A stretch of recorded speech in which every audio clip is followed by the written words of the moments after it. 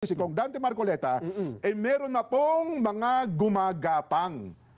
May mga gumagapang. Bakit hindi na makalakad ng straight na? Hilahod na siguro. Ano? Bakit? Anong ginagapang? Sapagkat nais nilang magpapirma. At pabibilisin daw po ang proseso ng impeachment. Ito na ho yung sinasabi ko. Ito na ho yun, ha? Pakinggan nyo. Aba. Out of 300, ilan bang lahat ng congressman ngayon? 300 plus. Sapagkat, naalala mo yung ginawa nung Bilyar Chorya. Di ba nung panahon ni Bilyar na nakakuha lamang siya ng pirma? Isang speaker noon. Oo, siya ang speaker noon. Eh parang gusto nilang ulitin na nagangalap sila ng pirma. Kung hindi ako nagkakamali, ang kailangan nila ay 106 signatures. Isang 106 na pirma ng mga mababatas ng Kamara de Representante, mapapabilis po ang usad ng impeachment. Kasi kapag kami pirma na 1/3 ng kabuang miyembro ng House, Yes. ay hindi na kailangang dumaan sa proceeding ng Committee on Justice. Yes. Ididiretso na sa Senado. Ibig sabihin, gusto nilang madaliin nga. Meron daw po mga gumagapang ng ganon at sa pinakahuling bilang daw, Nelson, hindi ko alam kung totoo, ay parang mahigit na ata sa 20 hanggang 30 daw ang pumipirma. Nako, Oh. mga mamabatas, congressman, Totoo kaya yun? congresswoman, Oh. hindi, kung totoo man yan o hindi, eto ang babala ko sa inyo. Oh. May babala ho. Ako mismo. Oo. Ito, personal kong opinion to. Ha? Oo. Kapag ka kayo pumirma dyan, mawawala ang mahalagang endorso sa inyo. Gagawin man po yan ng mga mababatas ng Kamara de Representante, baka hindi nyo rin magustuhan ang gagawin namin ni Nelson. Naghahanda na nga ako.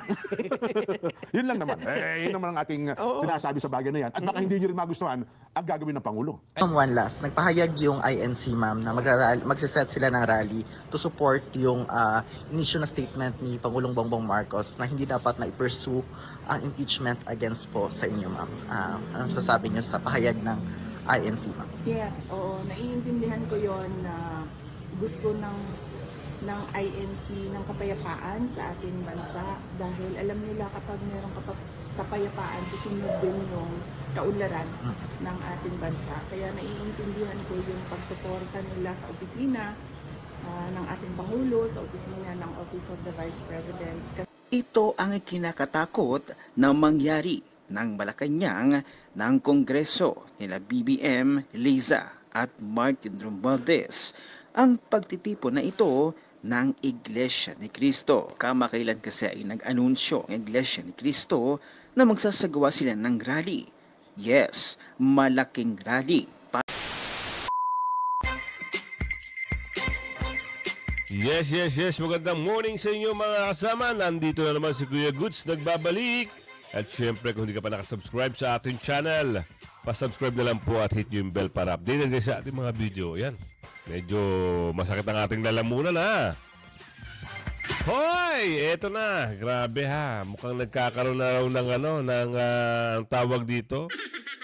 Nagkakaroon na raw ng hindi pagkakaunawaan dyan sa Senado. Ayon yan sa video makapanood natin.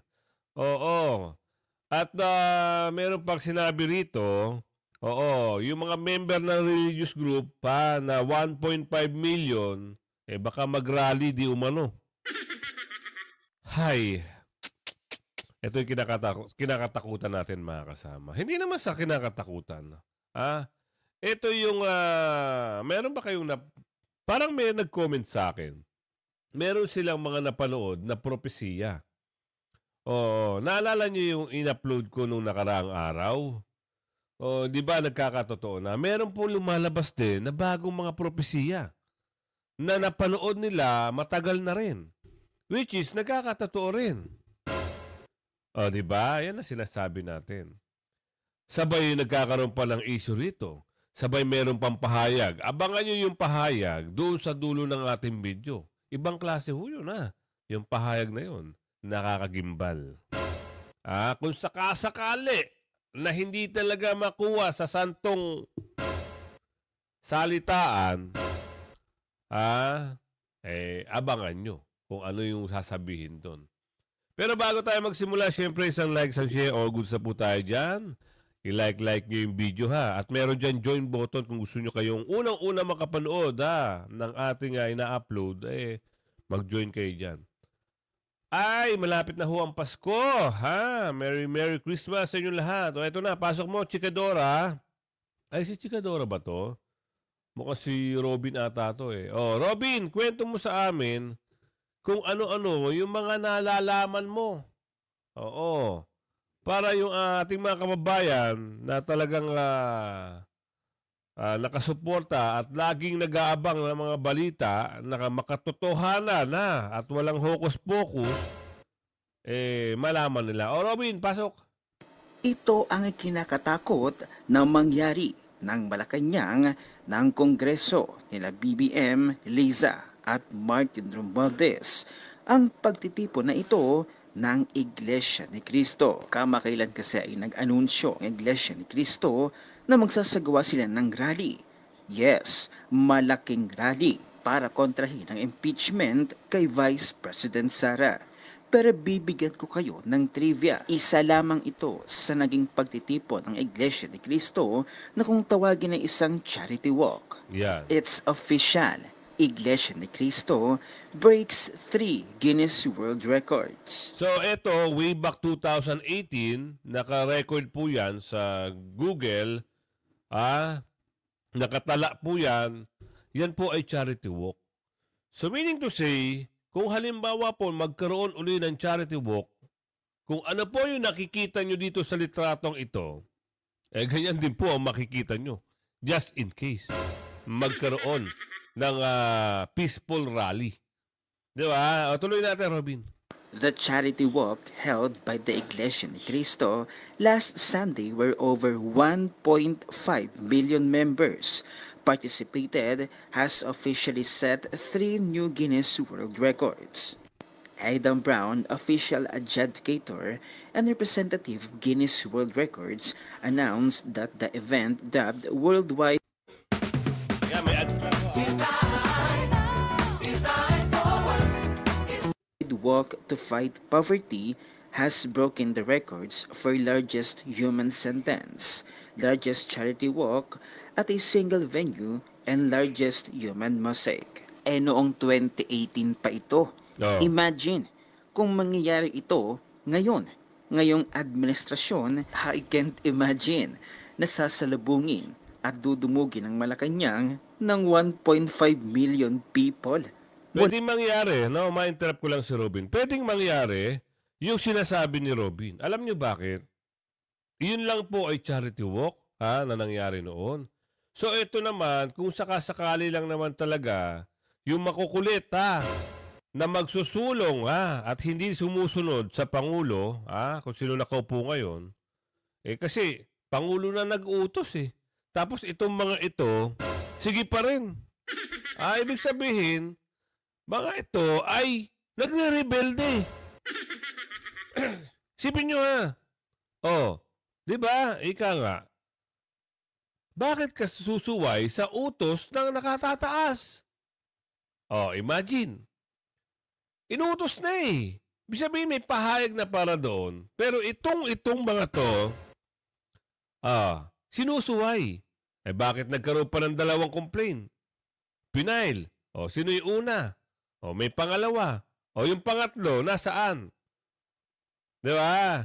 Kung talagang hindi mapipigilan, ayon dito mamaya sa dulo ng ating video, kung hindi mapipigilan yung mga pinagagawa, dahil sinusuway nyo na ang Pangulo kung sino nakaupo ngayon, sinusuway na nito. Bakit? Sinabi na, di ba? Wag na natin anuhin yan kasi hindi makakatulong yan.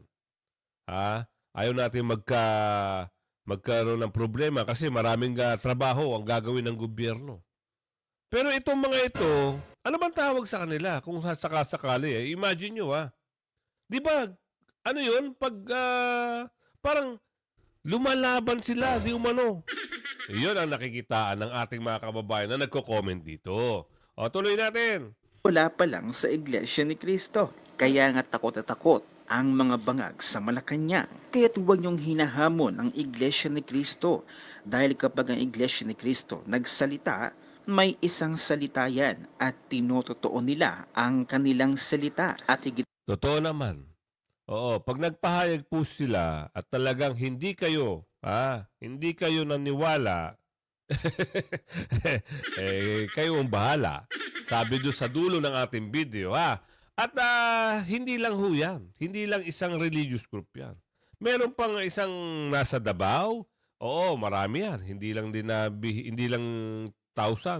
Meron din milyon na nga pagkakaalam ko lang ho, correct nyo lang ako, ang KOGC ay milyon din po din ata ang member.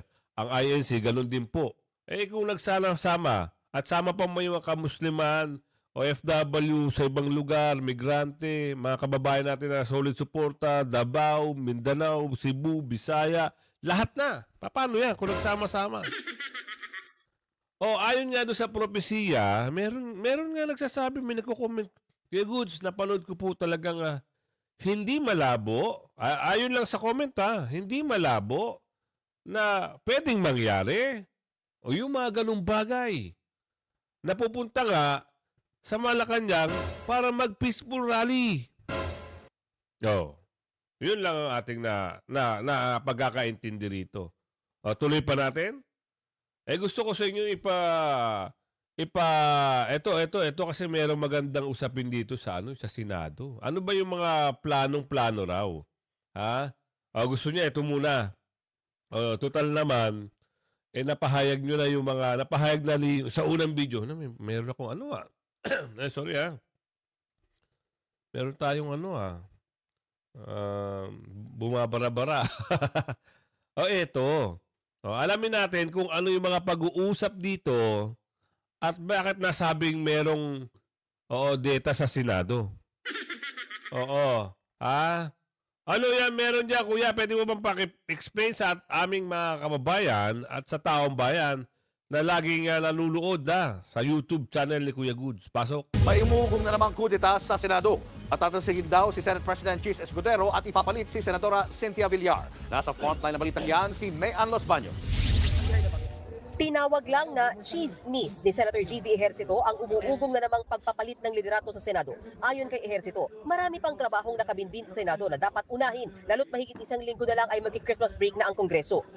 Chismis lang Kasi so far okay naman ang performance. I think satisfied naman karamihan ng senators. I don't think there's a truth to that. Ayon sa mga senador, wala namang lumapit sa kanila para patalsikin si Senate President Chis Escudero. So ngayon, wala ko nakikita.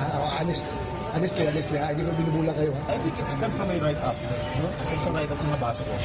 Lumabas sa isang pahayagan ni Senator Cynthia Villar umano ang planong ipalit kay Senate President Chis Escudero. Pero itinanggi na yan mismo ni Villar.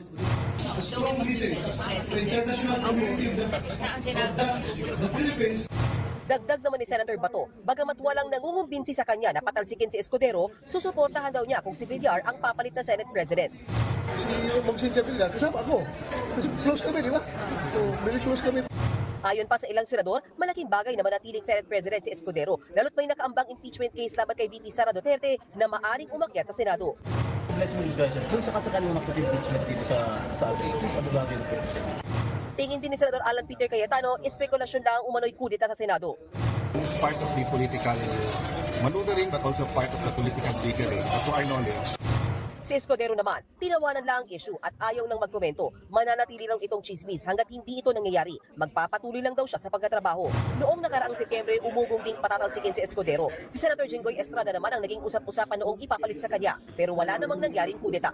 Nagbabalita mula sa... Yun na nga chismis doon. Pero, kaso nga lang, meron mga pag-uusap sa social media, meron tayong nababasa mga comment, negative comment, positive comment, iba-ibang mga komento.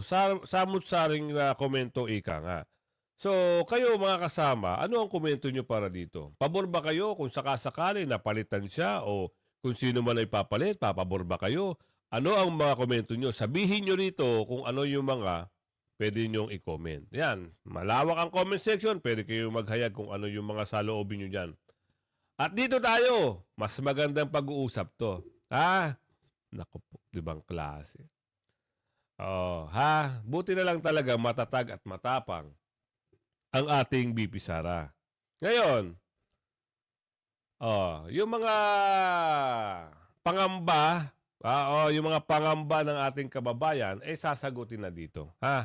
Kasi sabi rito, BP, IST breaks silence on impeached complaint against her. Actually, mga kasama, si BP Sara, hindi naman talaga palengkera yan, ha? Oo, tagal niya nga nanahimik eh, di ba? Oo. Hindi siya ganong klaseng tao. Hindi siya yung iniisip ng mga kababayan natin na gagawa ng kalokon. No way. Oo. Siya po yung klaseng tao na talagang trabaho. Di ba? Nagkaroon ng issue sa pondo. Kahit tanggalan niyo ako ng pondo, magtatrabaho lang ako. Kasi yan yung sinumpaan ko eh. Di ba? Yan yung kaya nga ako sumumpa para sa taong bayan. Tatrabawin ko. Kaso, ginawan siya ng kalokohan. Oo. Kung sino-sino man yung gumawa ng kalokohan, ano nangyari sa inyo ngayon? Parang nananahimik na kayo kasi, alam nyo nangyari? Maboboycott sila, di umano. Di ba?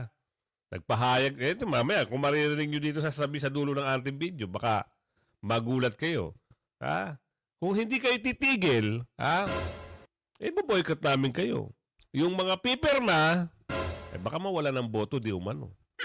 Yun, pasok na natin. BP Sara, kwento mo sa amin. And even si Yusek Lopez expressed noon na she's scared for her life.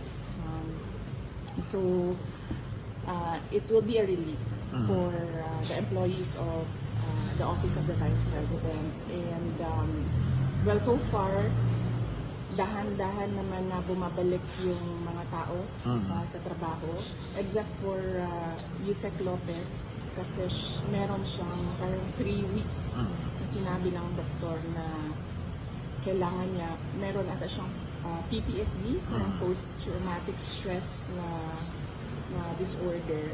So, hanggang ngayon, hindi siya makakabalik ng trabaho. But even then, nag-file na siya ng indefinite leave sa Office of the Vice President. But I'm sure it will be a relief to them because every week sila noon nag-express sa akin na bakit ganito yung buhay namin, bakit ganito yung ginagawa sa amin, bakit ganito yung pakiramdam namin para kaming mga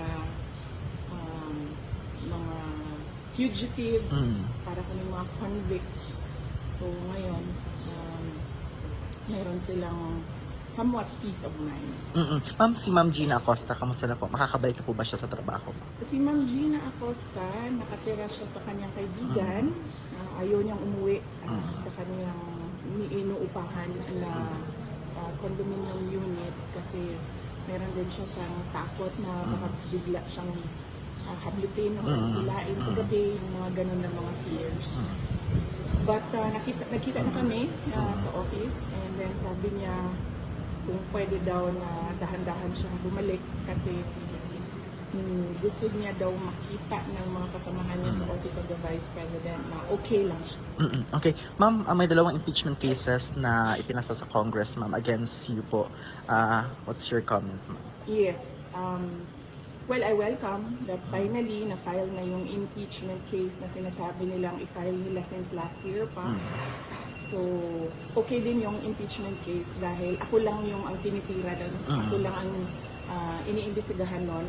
Ako lang ang inaatake ng impeachment case. Hindi nakasali yung mga kasamahan ko sa Office of the Vice President and yung mga dati kong kasama sa Department of Education. So, at least kung meron tayong impeachment case, masagot na ng final kung ano yung mga inaakusa nila sa akin. Ma'am, yung subpoena ng NBI, pupunta po ba kayo on December 11, ma'am, to attend nung papatawag na sa inyo, ma'am? Pagkakaintindi ko sa explanation ng mga abogado ko sa investigation ng NBI, ay pwede namang hindi pumunta. Yun ang explanation nila dahil pwede naman mag-submit na lang daw ng sulat or affidavit, depende sa akin, decision or position paper. So, hindi din ako makapunta kasi, well, unang-una na yan, tapos pangalawa, meron kami Thanksgiving na mga activities sa December 11. And pangatlo, after ng Thanksgiving activities namin, ay pauwi din ako dito sa Davao City para maglibing ng uncle. Ma'am, may isinagawa ang VP Sara Ride ng weekend, ma'am, in Davao and Cebu and other areas, ma'am, sa buong bansa. Ano yung sasabi na sa suporta ng mga tao sa inyo at sa OVP, ma'am? Oo, nagpapasalamat ako sa suporta, sa patuloy. Nagpapasalamat ako sa patuloy na suporta ng ating mga kababayan sa akin, sa mga kasamahan ko sa Office of the Vice President and sa opisina ng pangalawang Pangulo ng ating bansa. Malaki yung nagpapalakas ng loob namin at malaki yung tulong ng suporta nila sa nararamdaman namin na pagmamahal mula sa ating mga kababayan. At humingi ako ng pasensya sa stress, lalo na sa mga senior citizens. Marami akong nakakasalamuha or na nakikita sa daan na nagsasabi sa akin na nasistress kami sa ginagawa sa iyo. Humihingi ako ng pasensya sa kanila na hindi ko rin naman gusto na umabot ng ganito. Pero meron talagang panahon sa buhay ng isang politiko na merong mga pinagdadaanan. Kaya humingi ako ng pasensya, lalong-lalo na sa mga senior citizens, sa stress that I caused them. Ma'am, one last. Nagpahayag yung INC, ma'am, na magsiset sila ng rally to support yung inisyu na statement ni Pangulong Bongbong Marcos na hindi dapat na i-pursue ang impeachment against po sa inyo, ma'am. Anong sasabi niyo sa pahayag ng INC, ma'am? Yes, oo. Naiintindihan ko yon na gusto ng INC ng kapayapaan sa ating bansa dahil alam nila kapag mayroong kapayapaan, susunod din yung kaunlaran ng ating bansa. Kaya naiintindihan ko yung pagsuporta nila sa opisina ng ating Pangulo, sa opisina ng Office of the Vice President kasi yun din naman ang gusto ng lahat ng mga kababayan natin na merong kapayapaan at merong tuloy-tuloy na kaunlaran sa ating bansa. Yeah, your team's a little, but their processes though. With Oh, yun. Tapos na pala. So, And joining us ito now to ito na yung mga bagay-bagay na pahayag ni BP Sara. Siyempre, nakita niya na talagang suportado siya ng mga taong bayan, 'di ba? Kahit anong nangyari nung nakaraan. Kita mo nga, mga kasama, ang COA ho ay nagsalita na rin, nagsalita na ang COA, pero ayaw pa rin paniwalaan nitong mga, yung mga nagre-rebelde, o kumakalaban na lang, sa gobyerno. Alam nyo ba sino ba yung kumakalaban sa gobyerno? Kung sino-sino? Yun yung mga, nagpunta doon at nagdala ng placard. Biruin nyo susuporta daw sila pero ang pinagsisigaw-sigawan nila, demokrasya. Anak ng tipakulong. Saan ka nakakita nun? Yun ang maling-mali. Di ba? Akala ko ba naman peaceful? Naku, huwag na lang natin ungkatin yan. Dito tayo. Mas magandang pag-usap-usapan ito. Kasi alam nyo mga kasama, dito nyo maririnig kung ano yung gusto nyo marinig. Sa mga bagay-bagay. Kasi meron kasi nakikialam Meron nababanggit na may nababanggit na rito, Attorney Cuno. Na nangingialam, sumasapaw.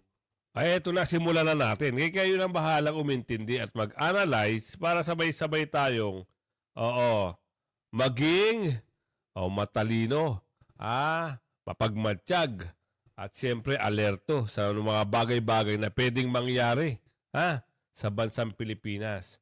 Ngayon, kung kayo ay bago pa lang kayo, subscribe ka na. At syempre, like mo yung video. Pag natapos mo yung video, share mo. Ito na, pasok.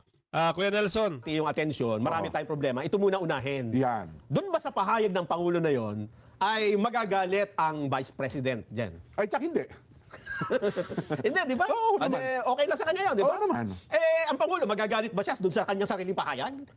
Natural, hindi. Tsak hindi. So, yung posisyon na yon ay pwede nilang pagkasunduan. Yun na nga. Pumunta tayo doon na tayo ay, tama yan, dito rin tayo, nakikiisa kami sa inyo. Oo. Kaya tapos sa babanggitin ng isa, isang parang anyang hindi parang gusto nila sabihin kayong dalawang kamuting kahoy mali kayo Hindi tama yung sinasabi ninyo. Yung mga nanonood dyan, alam na ngayon kung sino talaga ang ayaw makinig sa katotohanan at sa tama. Yeah. Kapag yung tama ay labad sa kanilang gusto mangyari, hindi tama yan yun. Hindi tama yan. Hindi sang-ayon sa gusto ko. hindi na kami makikipag-argumento sa inyo. Kahit pa kayo abogado, hindi. Suko kami sa inyo. Pag ganyan ang stand ninyo. Isa na lang sasabihin namin. Hindi, sinarado nyo ng isip nyo sa tama, di ba? Ang sabi niya kasi meron siyang dagdag na paliwanag. Ibig ba sabihin na niya, pipigilan na natin ang Kongreso na tuklasin yung mga paratang na natuklasan nila? May narinig ba kayong ganun sa amin? Wala ko ata. Ano ba, bilang isang abogado, saan bang proper forum? Di ba? Hindi ba ang proper forum yun sa COA? Oo, may proseso yan eh. Kaya nga ang proseso eh. Attorney, di ba? At saka doon sa ibang mga vloggers, meron ba kaming sinabi dito sa amin na kaya ang Pangulong Bongbong ay no to impeachment sapagkat inihihinto niya ang proseso ng kung ano man ang paratang o nililinis ba ang pangalan ng pangalawang Pangulo. Mukhang wala ako narinig na gano'n na. At ang totoo niyan, yung pinag-uusapan doon na confidential funds at iba't iba pa, nakasala ngayon yan sa audit ng COA. Ayan. At meron silang 6 na buwan para yan ay sagutin. Mukhang ano. Tumatakbo. Ibig sabihin, hindi ho yan pinipigilan. Totoo. Hindi ba? Ang gusto nung iba, unahan. Ang problema, halimbawa, inunahan nila yan, ang COA pa rin ang mananaigi dahil sila ang binigyan ng karapatan ng batas na mag-imbestiga ng mga tungkol sa pondo. May balita nga natin. Sa iwan ko lang kung totoo ha. Mukhang mayroon ng desisyon ng COA. Ganun ba? Yun ang... Sa ibang pagkakataon. Pero ang diba? Sabi ko sa inyo, mga kasama, hindi tayo nagsisinungaling eh. Kaya yung trusted na papanoorin nyo, ha? Kundi SMNI, Net 25. Yun lang manarinig ko. Kasi totoo ito eh. Totoo. Oo, yung iba kasi, naku, Diyos ko, hinuhokus-pokus di umano. Eto, pahayag dito, kita nyo kapayapaan, kabutihan, ayaw nilang magkagulo-gulo ang bansang Pilipinas. Sila ay pumapagitna. Oo. Yan ang totoong nagbabalita. Hindi bias. Di ba? Tuloy. Kuya Nelson. Usapan muna natin. Sa ibang araw. Oo. Kasi sinabi, boss, ito ba yung... ayaw pang kumpirmahin. Hindi wala tayong magagawa. Stand by all units. Stand by all units. Ang sabi natin... May laman yun May laman. Stand by all units Pero, pag nagdeklara na eto hindi natin pangungunahan. Bahala na kayong manood. Nood tayo. Malinaw, di ba? Win 1 million pesos. Salo na sa Malinaw, PNP Paskong Panalo. Text raffle to 5858. Kayo na lang ang nanggugulo. Yeah. Diba? Kung ayaw nyo na may nakakasundo, ibig sabihin ng gusto nyo, doon kayo sa gusto nyo nag-aaway. Diba? Kaya nga Nelson, ako matutuwa siguro ng ating mga kabayan. Sapagkat alam mo naman tayo, sa tagal na natin pagiging broadcaster, marami na rin tayo mga kaibigan na nasa Malacanang. Yes. Mga kaibigan natin personal, kasama nating reporter. Ang text na sa akin, Nelson, ito text na mismo. Sabi niya, Jen, pinararating ng Pangulong Bongbong, salamat daw. Ha? Yun. Sa'yo pinasalamatan ka? Salamatan niya doon sa statement. At sa kabilang banda, Nelson, sa tanggapan din ng yung Office of the Vice President, ganun din ang text nila. Sabi ko nga, Jen, sabi niya, Jen, pinasasabi rin po ng pangalawang Pangulo, sa inyong dalawa ni Nelson, salamat sa inyong statement. Ganun talaga, Jen, ha? Kasi yun ang natural na dapat na reaksyon. Sabihin, kayo po salamat, yung kabilang panig, salamat po. Yung iba po nagagalit sa amin eh. Yung mga taga-suporta ninyo, parang hindi nila naintindihan yung sitwasyon, di ba? Ano ba ito, Kako? Na parang tayo ba ay pumili sa magkabilang panig at kinampihan natin yung isa? Hindi ho, nagkakamali ho kayo. Parehong nagpasalamat. Kasi nga, parehong pabor sa kanila yung nakinabang sila. Statement. At kapag pinikit nyo po ang inyong mga mata, pag nagkasundo at hindi po nag-aaway ang Pangulo at pangalawang Pangulo, sa ibabaw ng lahat, sino po ang higit na makikinabang? Sige nga. Tayo mga maliliit na mamamayan. Diba? Hindi, ganyan din sinabi ni BP, Kuya Nelson, Kuya G. Diba? Tuloy. Gagawa nila yung trabaho nila ng maayos. Iyon ang gusto nating sabihin. Kesa naman nung matatandaan ninyo, last week ito nung nagpapalitan na sila ng matitinding, di ba, isa, patayan inuusapan. Isa naman, hindi namin yan napakagulo na nun. Yes. Di ba? At yun ay papapalala yun kung hindi nagkaroon ng ganitong... Nakita nyo, nagbigay kami ng biglang humupa ang lahat. Di ba ang ating panawagan nga, kailangan natin ng mga cooler heads. Senador Juan Ponce Enrile, di ba? Cool down. Sino pa isa? Senador Ping Lacson, political ceasefire, etc. Pati mga senador. Yan. Alam din nila na hindi maganda ang impeachment na yan. At ngayon, Nelson, ito na bago. May bago pa? Ito na bago. Sapagkat noong nakaraang Biyernes, di ba, nung kasama natin si Kong Dante Marcoleta, meron na pong mga gumagapang. May mga gumagapang. Ba't hindi na makalakad ng... hilahod na siguro. Bakit? Anong ginagapang? Sapagkat nais nilang magpapirma. At pabibilisin daw po ang proseso ng impeachment. Ito na ho yung sinasabi ko. Ito na ho yun, pakinggan nyo. Aba. Out of 300, ilan bang lahat ng congressman ngayon? 300 plus. Sapagkat, naalala mo yung ginawa nung Bilyar Chorya. Di ba nung panahon ni Bilyar na nakakuha lamang siya ng pirma? Isang speaker noon. Oo, siya ang speaker noon. Parang gusto nilang ulitin na nagangalap sila ng pirma.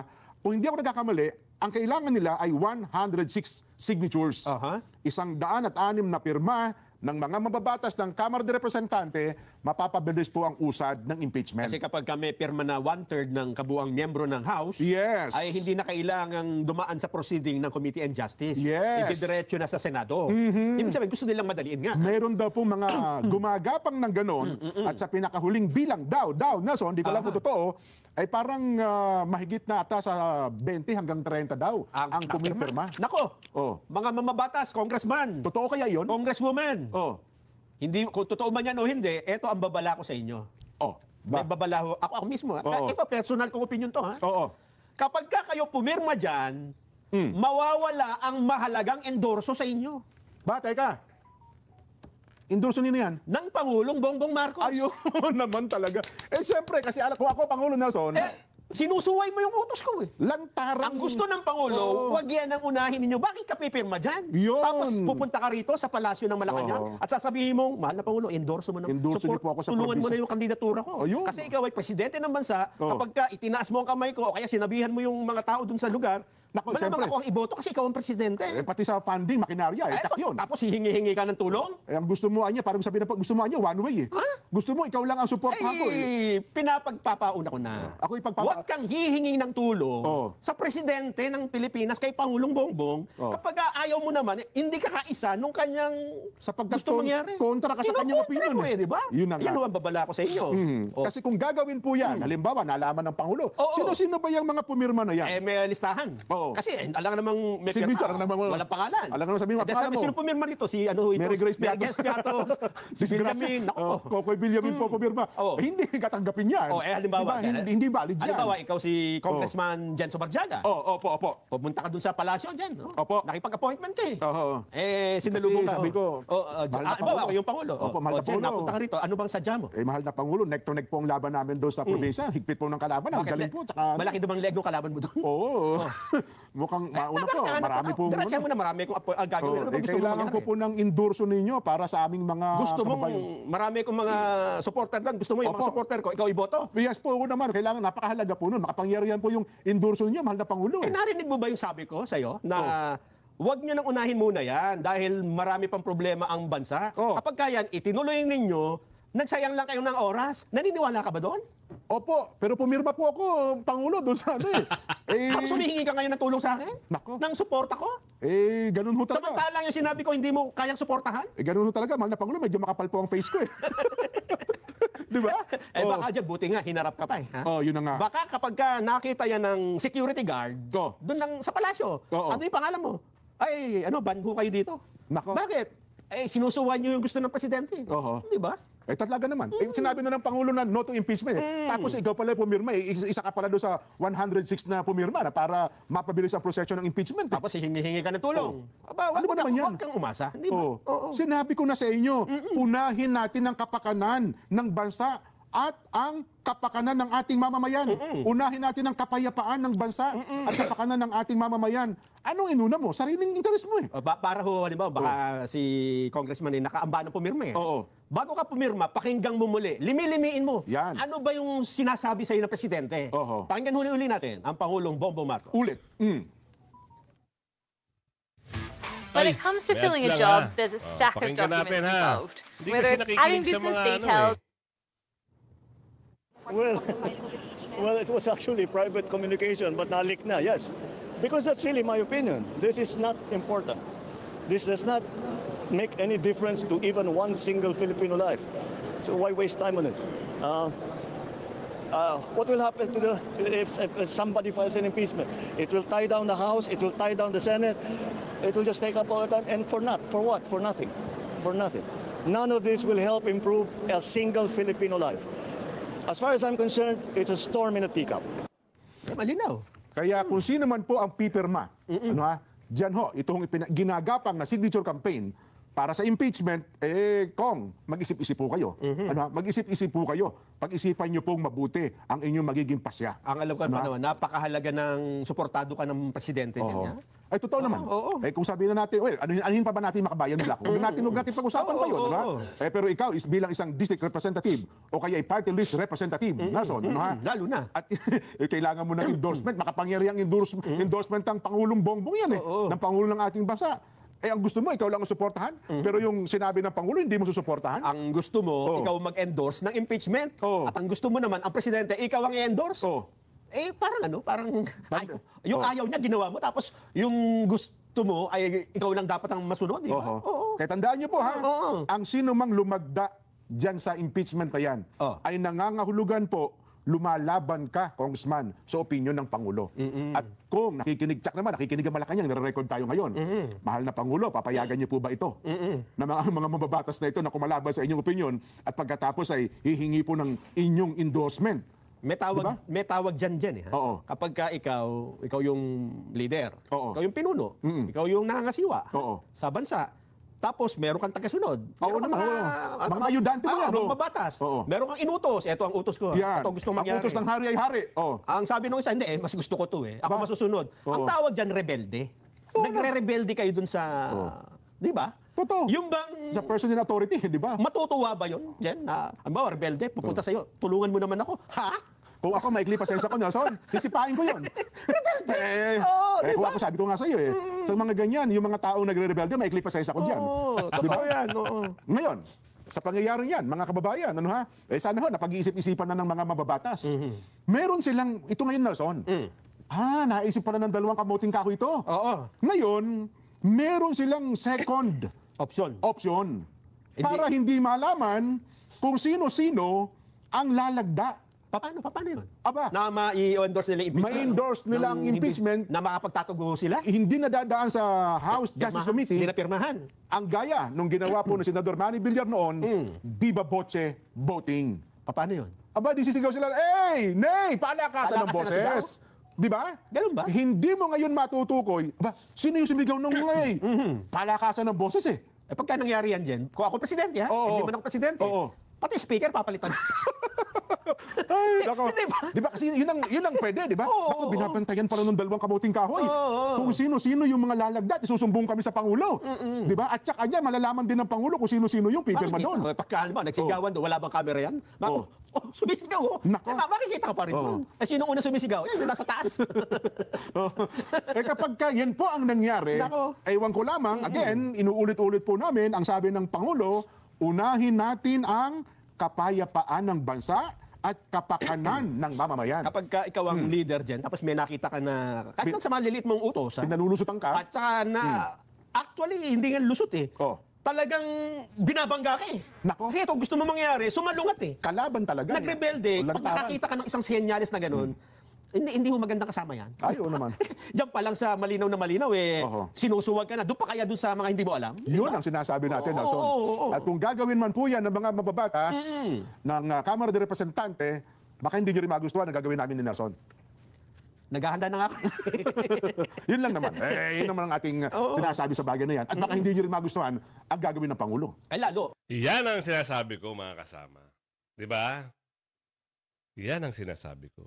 Kaya siguro yung iba, medyo matamlay na, hindi na humaharap sa kamera sa mga hearing-hearing. Yung isa, pag nagsasalita, malungkot na.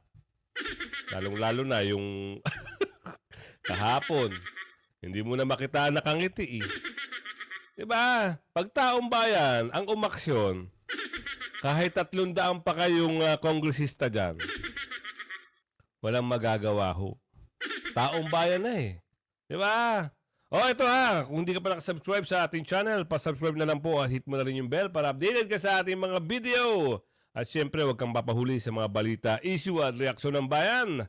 Mamayang hapon po, meron tayong upload. Bye-bye!